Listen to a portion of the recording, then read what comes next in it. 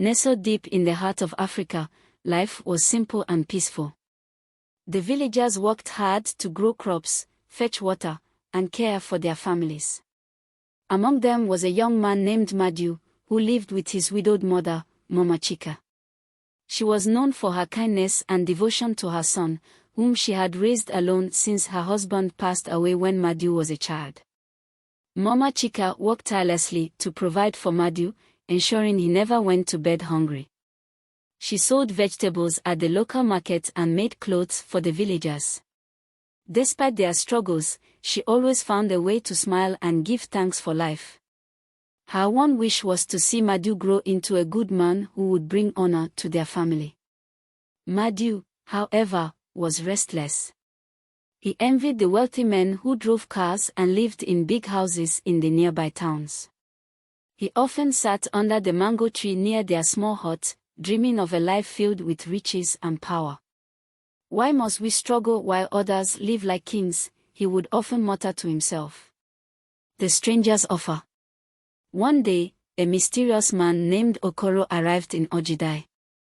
He was dressed in fine clothes, and his fingers sparkled with gold rings. The villagers whispered about him, wondering how he had become so wealthy. Some said he was a businessman, while others believed he had made a pact with dark forces. Madiu was drawn to Okoro like a moth to a flame. One evening, he approached the man as he sat by the village square. "Sir, I want to be like you."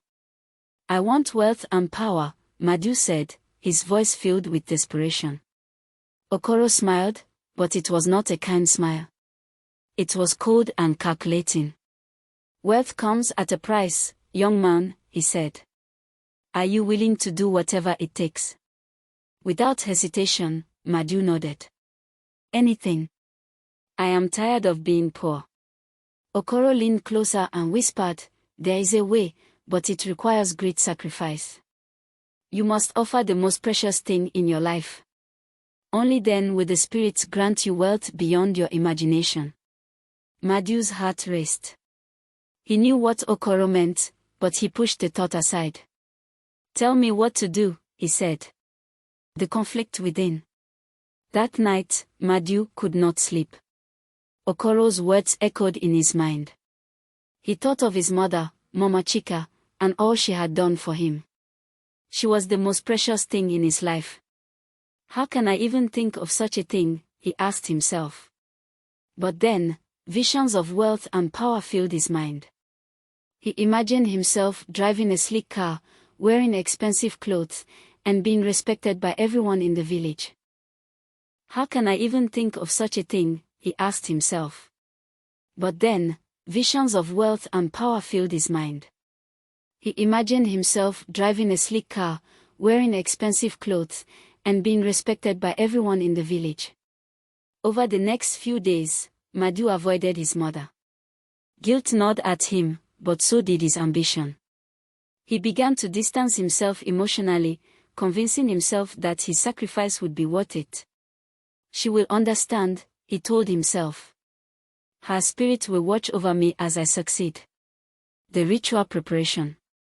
Madiu returned to Okoro and told him he was ready.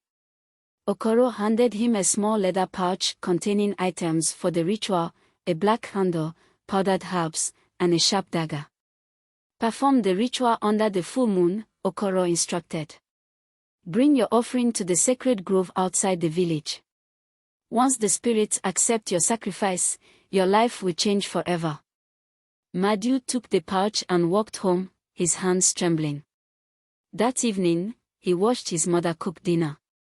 She hummed a song as she stirred the pot, unaware of the storm brewing in her son's heart.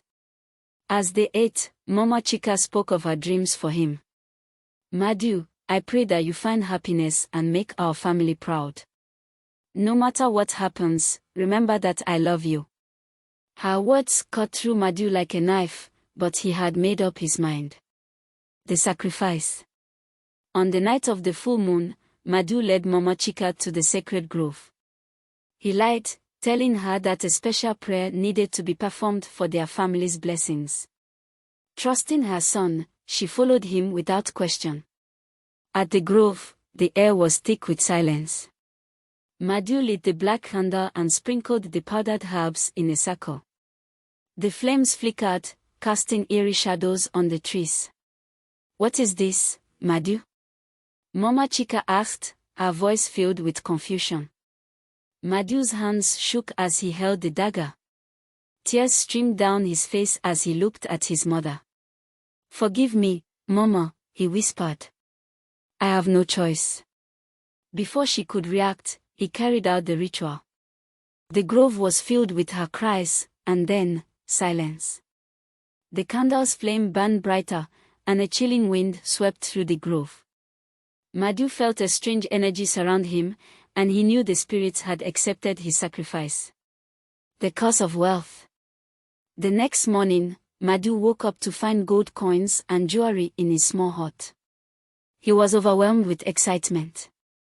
News of his sudden wealth spread through the village, and people began to treat him with respect and admiration. But something was wrong. Madhu could not sleep at night. He heard his mother's voice calling his name, her cries echoing in the darkness. Shadows moved in his home, and he felt a cold presence watching him. The wealth he had gained brought no joy. The villagers' admiration turned to suspicion. "How did he become rich overnight?" they whispered. Some claimed he had used dark magic, and they began to avoid him. Madhu's guilt consumed him. He stopped eating and became paranoid. He saw visions of